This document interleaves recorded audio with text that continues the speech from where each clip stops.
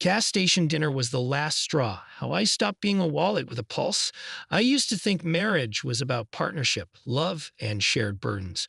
But that illusion shattered one night standing in a filthy living room, gas station sandwich in hand, staring at the woman who used to be my wife. She looked up from her phone, barely glancing at the food I'd brought home after a 12-hour shift, and said with a sneer, "Wow, you really know how to make poverty taste worse." Then she knocked it all to the floor. Soda exploded across our beige carpet. She didn't even flinch, just stared at me with those dead eyes and said, "Try again tomorrow, idiot." That was the night it all changed.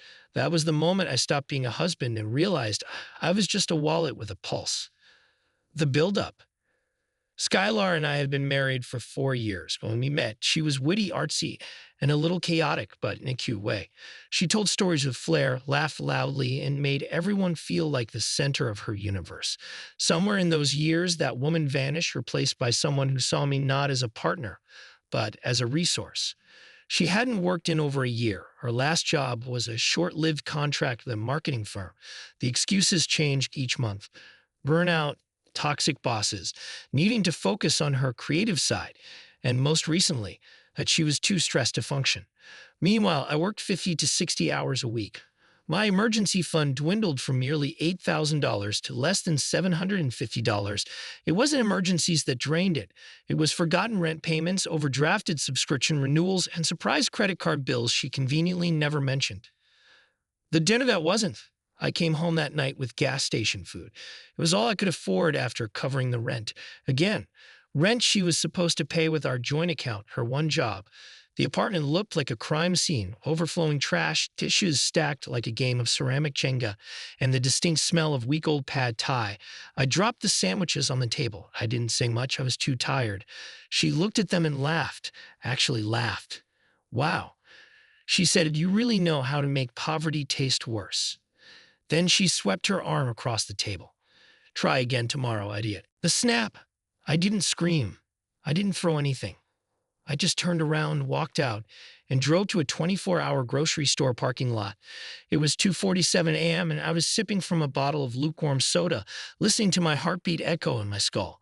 My phone buzzed every few seconds with messages from Skylar. They ranged from, "Where the hell are you?" "I'm scared. Please come home. You're overreacting. It was just a joke." "I'm sorry. Baby, please, I didn't mean it." I didn't respond. I sat there doing math. Cold, hard math. 4 years. Approximately $192,000 spent. Her contribution? Maybe $18,000. That math doesn't lie. The exit plan. The next morning, I opened a new bank account in a credit union. The lady helping me, Amanda, barely blinked when I said I needed to separate finances from my wife. "You're not the first, won't be the last," she said kindly, handing me forms like she was a nurse dealing with a broken arm. I redirected my paycheck. I printed statements, made spreadsheets, color-coded everything. I created a 56-page binder with tabs for categories: rent, groceries, personal expenses, and hidden credit card bills. I saw things I hadn't even noticed were missing. Her secret Amazon charges alone totaled $4,800. 3 days later, I returned home. The apartment sparkled. Skylar greeted me in a dress with makeup on, like she was playing the part of a 1950s sitcom wife. She made my favorite, baked ziti. I sat down with my binder instead of fork. The binder conversation. "We need to talk," I said. She tilted her head, feigning innocence. "Of course, babe. What's wrong?" "Skylar, I know about the credit cards. I know about the missed bills. I know about the lies." Her expression cracked. I flipped to the tab marked credit abuse.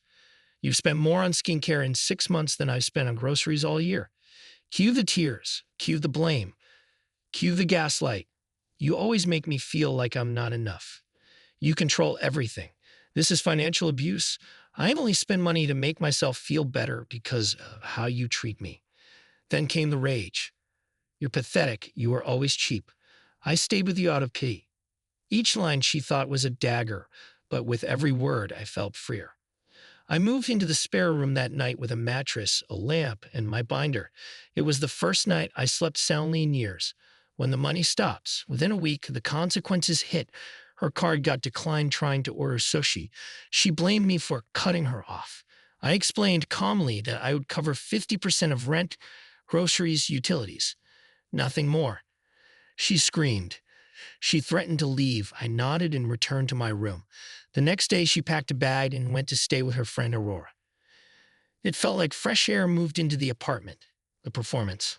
A week later, she wanted to meet. A coffee shop, neutral territory. She arrived in the same blue sweater she wore on our first date. She ordered a $12 latte. I miss you, she said, dabbing at non-existent tears. I can change. We can fix this. I slid the separation agreement across the table. Sign this, or spend what little money you have left on lawyers. She balked, called me petty, said I was abandoning her in her time of need. I stood up. Skylar, I'm not your safety net. I'm not your backup plan. I'm not your wallet. Aftermath. Weeks passed. I moved into a small studio apartment. I bought secondhand furniture. I learned to cook. I reconnected with my sister. I'd even bought concert tickets without guilt. Aurora messaged me. Turns out Skylar had met someone else, a guy with a flashy car and a weakness for sob stories. She'd found her next ATM. And you know what? I didn't feel angry. I felt free. Skylar signed the agreement. The divorce finalized with a stamp. No courtroom drama. No final speech, just paperwork. Peace. I still check my phone sometimes out of habit. I still sleep diagonally across my bed because I can. And when I ordered takeout the other night, I smiled when I tipped the delivery guy 20% because I understand what hard work looks like. Somewhere in the noise, I found myself again. Not a wallet, not a doormat, just a man eating orange chicken on a quiet night, finally at peace. And I never did try again tomorrow.